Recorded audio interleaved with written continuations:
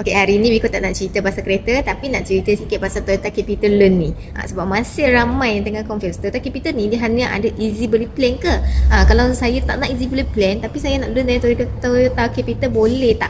Jawapannya boleh. Toyota Capital ni dia ada banyak plan. Dia bukan hanya setakat easy beli je. Sekarang ni dia ada 4 jenis plan dia. Satunya yang conventional plan, okay, yang macam loan biasa. Satu lagi yang flexi loan, okay, flexi plan. Satu lagi easy beli plan. Dengan yang baru punya easy value plan. So dia ada 4 bagi korang boleh pilih. Sebab apa dia ada keluar 4 plan? Sebab nak sesuaikan korang punya situation. So setiap orang setiap punya station dia tak sama. So korang boleh pilih mana yang lebih sesuai, mana yang lebih korang bayar dengan selesa. So korang boleh pilih yang tu. Ada satu, orang akan kata Toyota Capital ni interest dia kau sangat-sangat tinggi. Sebenarnya bukan dia nak bagi interest tinggi, tapi dia sebagai credit bank, okay, dia bukan bank biasa. Dia hanya untuk bantu yang car loan sahaja.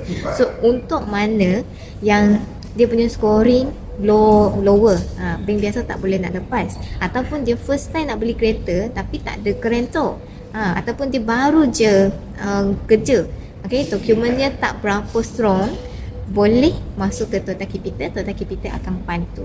So dia ada pro and con jugalah. Dia boleh tolong bantu you luluskan loan tapi interest dia tinggi sikit sahaja.